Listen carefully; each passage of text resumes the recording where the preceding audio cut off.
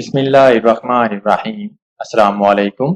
मैं हूं आपका ट्यूटर ज़िशान अशरफ और आप देख रहे हैं हमारा YouTube channel tutor Zeeshan online.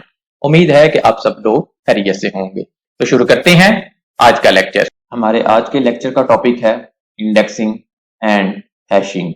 आज के इस वीडियो लेक्चर के अंदर मैं आपको इंडेक्सिंग और हैशिंग के मतलब तफसील के साथ बताऊंगा कि डाटा स्ट्रक्चर सब्जेक्ट के अंदर इंडेक्सिंग और हैशिंग का क्या रोल है, हैशिंग को किस तरह से परफॉर्म करते हैं, हैशिंग को जब परफॉर्म करते हैं तो उसके नतीजे में जो कोलिजन्स होती हैं उनको किस तरह से टैकल करते हैं। तो सबसे पहले बात करते हैं इंडेक्सिंग की। Indexing is a data structure technique that helps to speed up data retrieval.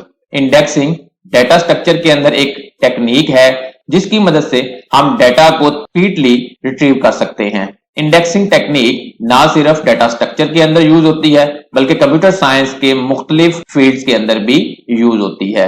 Data structure के अंदर इंडेक्सिंग को हमने अरे के साथ एसोसिएट करके पढ़ चुके हुए हैं। We can quickly locate and access the data in the data set. Indexing की मदद से हम डेटा सेट के अंदर से अपने डेटा की लोकेशन को डायरेक्टली एक्सेस कर सकते हैं। हमारे पास डेटा सेट एक लिस्ट की फॉर्म के अंदर अगर है तो हर एक डेटा को हमने एक इंडेक्स नंबर के साथ अरेंज किया होता है। उसके इंडेक्स नंबर के साथ हम डायरेक्टली उस डेटा की लोकेशन के ऊपर पहुंच सकते हैं। तो इससे क्या होगा, इंडेक्सिंग के साथ हम डेटा की लोकेशन को डायरेक्टली एक्सेस कर सकते हैं। अगर हमारे पास उसका इंडेक्स नंबर नहीं है तो फिर हम डेटा को वन बाय वन करके मैच करते जाएंगे, जो सीक्वेंशियल सर्च या लीनियर सर्च कहलाती है। तो उसकी बेस के ऊपर हम उसको लोकेट करते हैं। लेकिन अगर हमारे पास उसका इंडेक्स नंबर हो तो हम डायरेक्टली उस इंडेक्स नंबर के ऊपर जाके उस डाटा को लोकेट कर सकते हैं। Indexing minimises the time to access data from data set. Indexing data set के अंदर से डेटा को डायरेक्टली एक्सेस करने से टाइम को रिड्यूस करेगा। अगर हमारे पास उसका इंडेक्स नंबर है तो हम डायरेक्टली क्विकली उस डेटा को एक्सेस कर सकते हैं। इंडेक्सिंग की एग्जांपल हम अरे के साथ देख सकते हैं। लेट्स सपोज हमारे पास ये एक अरे है।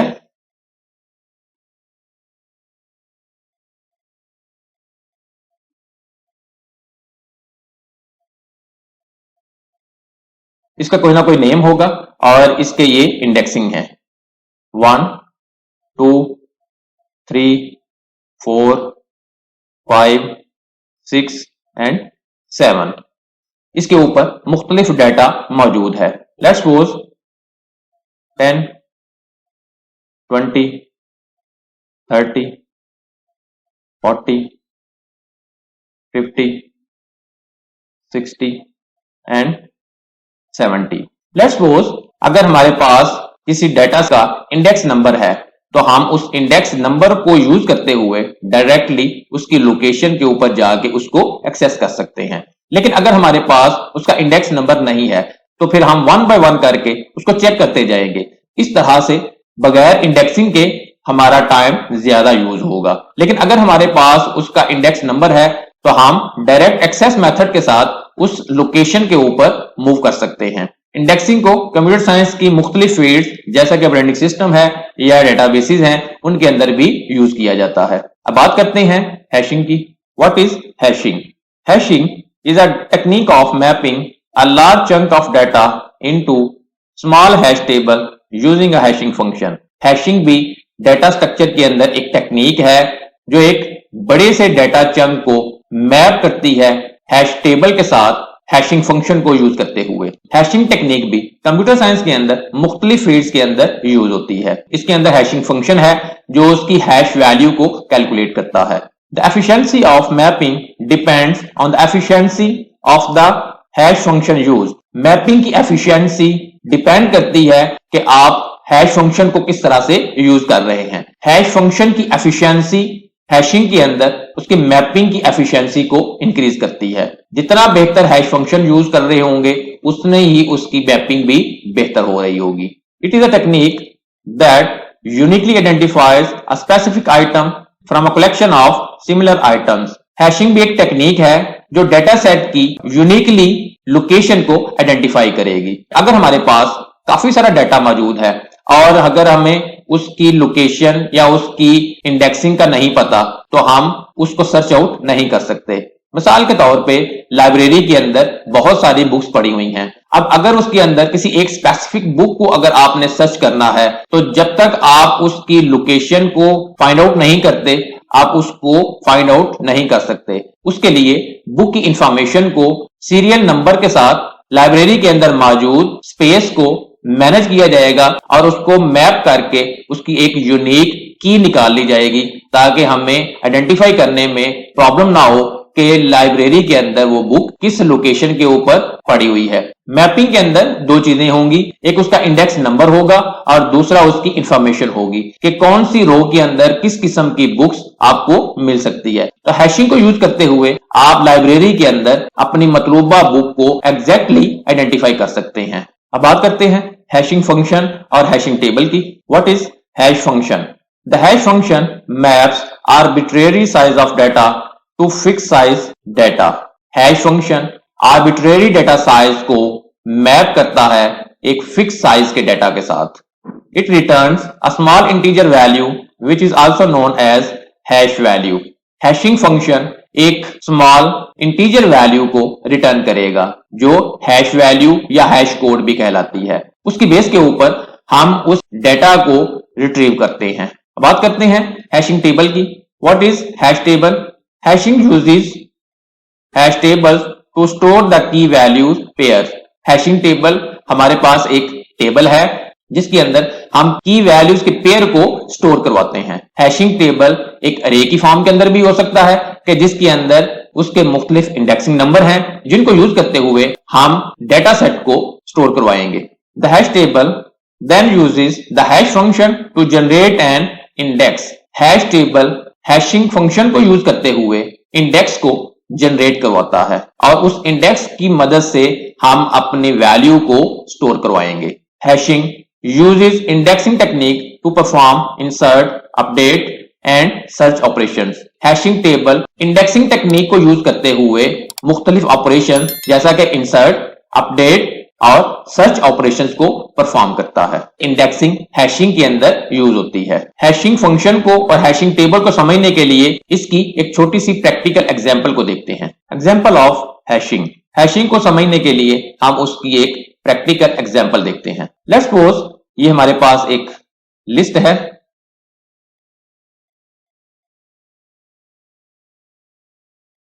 जिसके अंदर कुछ डेटा है।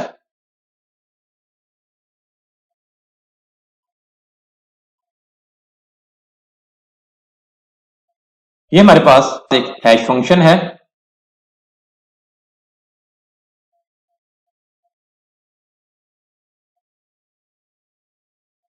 x mod 5 उसके अंदर अरे का साइज है और ये हमारे पास एक हैश टेबल है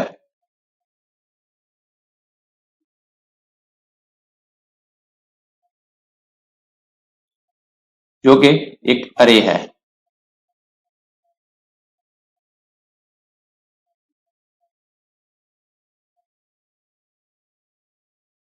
इसका 1 इंडेक्स 2 3 4 एंड 5 हमारे पास लिस्ट के अंदर मौजूद डाटा है जिसको हमने स्टोर करवाना है। अब हम हैशिंग फंक्शन को यूज करते हुए उसकी एक हैश वैल्यू को कैलकुलेट करेंगे जिसकी बेस के ऊपर हम उसको हैश टेबल के अंदर स्टोर करवाएंगे। लेट्स सपोज 11 का मोड 5 कैलकुलेट किया और हमारे पास आंसर आ गया 1। अब 11 को हमने हैशिंग टेबल की 1 इंडेक्स के ऊपर स्टोर करवा दिया है। सिमिलरली 13 को स्टोर करवाना है तो हम उसकी हैश वैल्यू को कैलकुलेट करते हैं। इसकी हैश वैल्यू 3 कैलकुलेट हुई। अब 13 को हम थर्ड इंडेक्स नंबर के ऊपर स्टोर करवा देंगे। सिमिलरली 14 को स्टोर करवाना है तो इसकी हैश वैल्यू कैलकुलेट की और इसकी हैशिंग वैल्यू 4 आई। इसको हैशिंग टेबल की 4th इंडेक्स के ऊपर स्टोर करवा दिया। उसके बाद 12 है, इसकी हैश वैल्यू कैलकुलेट की इसकी हैश वैल्यू 2 आई। हैशिंग टेबल के सेकंड इंडेक्स नंबर के ऊपर इसको स्टोर करवा दिया। तो इस तरीके से हमारे पास लिस्ट ऑफ डाटा होगा, उसको हैशिंग फंक्शन को यूज करते हुए उसकी हैश वैल्यू को कैलकुलेट करके हैशिंग टेबल के अंदर उसकी पोजीशन को डिटरमिन करके उसको स्टोर करवाते जाएंगे। लेकिन जब हमारे पास लार्जर डाटा है तो सम टाइम ऐसा पॉसिबल है कि लिस्ट के अंदर सेम डाटा अगर है तो उसकी सेम वैल्यू कैलकुलेट हो सकती है जिसके ऊपर ऑलरेडी वैल्यू मौजूद हो। लेट्स सपोज हमारे पास लिस्ट के अंदर 24 भी है। अब 24 की जब हमने हैश वैल्यू कैलकुलेट की तो इसकी हैश वैल्यू आई 4। अब 4 के ऊपर ऑलरेडी एक वैल्यू मौजूद है तो यहां पे कोलिजन होगी कि ऑलरेडी हैश टेबल के अंदर उस हैश वैल्यू के ऊपर ऑलरेडी एक वैल्यू मौजूद है तो अब इसको ओवरराइट नहीं करेंगे, ये कोलिजन है। हैशिंग के अंदर जब भी कोलिजन आएगी और कोलिजन को रिमूव करने के मुख्तलिफ टेक्निक्स हैं, उन मुख्तलिफ टेक्निक्स को भी समझते हैं। अब बात करते हैं कोलिजन रिजॉल्विंग टेक्निक्स की। Hashing uses several collision resolving techniques to manage the performance of hashing table. Hashing collision को रिजॉल्व करने के मुख्तलिफ टेक्निक्स को यूज करता है, उनमें से चंद एक आपके सामने हैं। Number 1 linear probing, number 2 double hashing और लास्ट के ऊपर चेनिंग।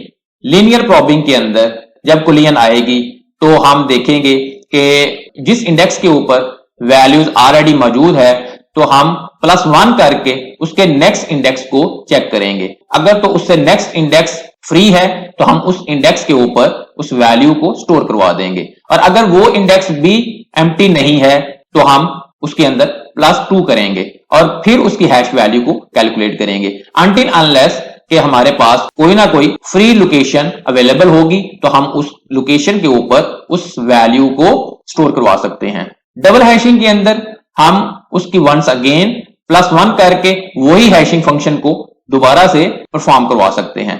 तो डबल हैशिंग के अंदर 2 टाइम हैशिंग को परफॉर्म करके फिर उसकी वैल्यू को कैलकुलेट किया जाता है और फिर उसको हैशिंग टेबल के अंदर स्टोर करवाते हैं। और चेनिंग मेथड के अंदर हम उसकी एक चेन को डिटरमिन कर रहे होते हैं। हम डबल लिंक लिस्ट के साथ हर एक इंडेक्स के आगे फर्दर चेन बनाते जाते हैं जिसकी वजह से हम उसकी एग्जैक्ट लोकेशन के ऊपर वैल्यूज को स्टोर करवाते जाएंगे। लास्ट वाली एग्जांपल को देखते हैं कि हम कोलिजन को किस तरह से रिट्रीव करते हैं।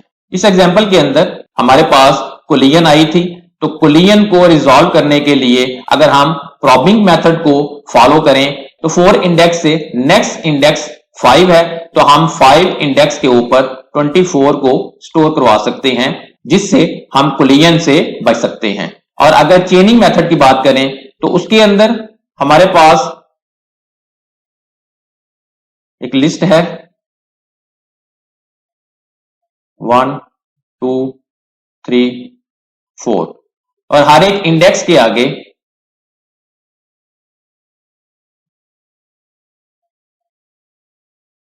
लिंक लिस्ट मौजूद होगी जिसकी बेस के ऊपर